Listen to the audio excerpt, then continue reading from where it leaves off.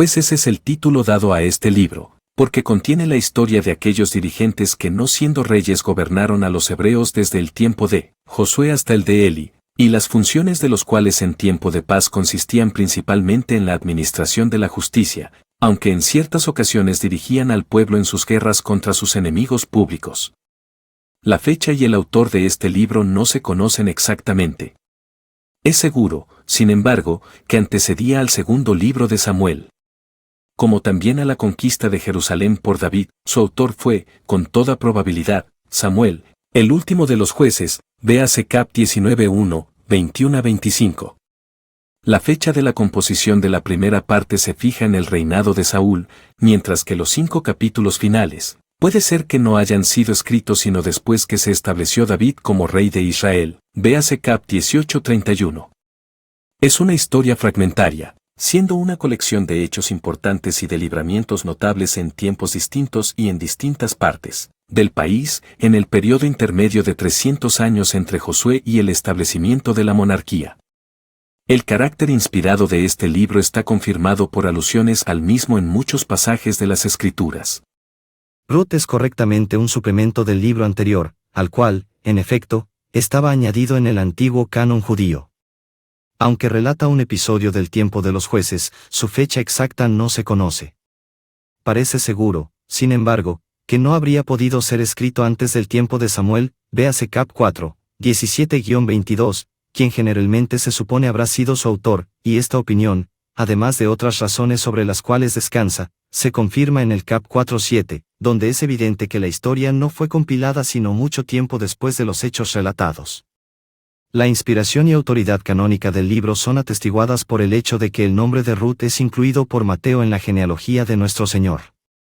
Los libros primero y segundo de Samuel, los dos estaban unidos en uno por los antiguos judíos, y en tal forma podía llamarse el libro de Samuel con más razón que ahora, pues el segundo libro se ocupa completamente en relatar acontecimientos que no se efectuaron sino después de la muerte de aquel eminente juez.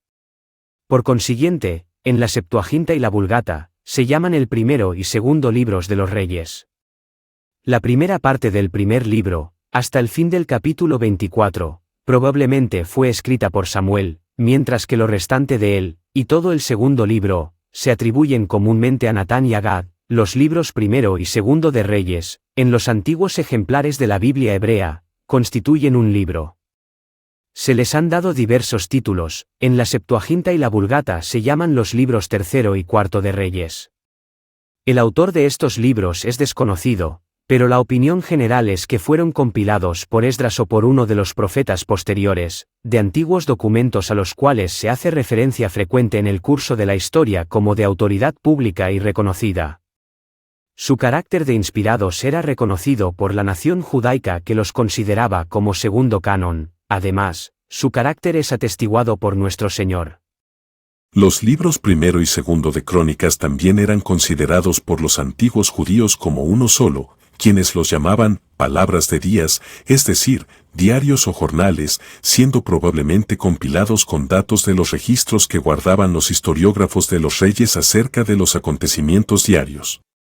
En la Septuaginta el título dádoles es para leipomenon, de cosas omitidas, o sea, los libros eran suplementarios, porque muchas cosas inadvertidas en los libros anteriores están registradas aquí, y no solo son suplidas las omisiones, sino que algunos relatos son ampliados, y otros agregados. Como autor comúnmente se reconoce a Esdras, cuyo propósito principal parece ser el de mostrar la división de familias, posesiones, etc., antes del cautiverio, con miras a la restauración exacta del mismo orden después del regreso de Babilonia. Aunque muchas cosas son relatadas de nuevo, y otras son repeticiones exactas de lo que se contiene en Reyes, hay mucha información nueva e importante que, como dice San Jerónimo, las crónicas proveen medios para comprender partes del Nuevo Testamento que habrían sido ininteligibles sin ellas. Cristo y los apóstoles hacen referencias frecuentes a que forman parte de la palabra de Dios, véanse las genealogías en Mateo cap 1, Lucas 3, camp 2 /.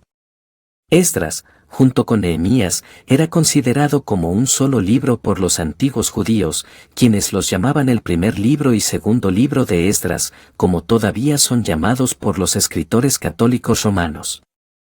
Este libro naturalmente se divide en dos partes o secciones. Una sección, contenida en los 6 primeros capítulos, relata las circunstancias del regreso del primer destacamento de desterrados babilónicos bajo Zorobabel con la consiguiente reedificación del templo y el restablecimiento del servicio divino. La otra parte, contenida en los 4 capítulos restantes, cuenta el viaje de la segunda caravana de cautivos que regresaron bajo la dirección de Esdras mismo, quien venía investido de facultades para restaurar, en todo su esplendor, todo el sistema del ritual judaico. La opinión general de la Iglesia, de siglo en siglo, ha sido la de que Esdras es el autor de este libro.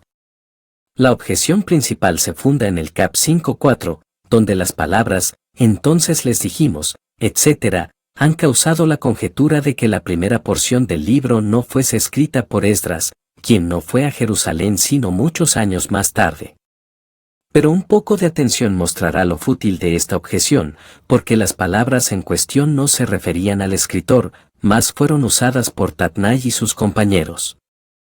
El estilo y la unidad del objeto del libro prueban claramente que fue el producto de un solo escritor. La autoridad canónica del libro está bien establecida, pero otro libro bajo el nombre de Esdras es rechazado como apócrifo. Nehemías parece haber sido el autor de este libro por el hecho de que generalmente escribe en su propio nombre, y excepto en aquellas porciones que son evidentemente ediciones posteriores y copiadas de documentos públicos, él emplea como regla general la primera persona. La porción mayor del libro se ocupa en la historia de los 12 años de administración de Nehemías en Jerusalén, después de los cuales él volvió a sus deberes en Susán.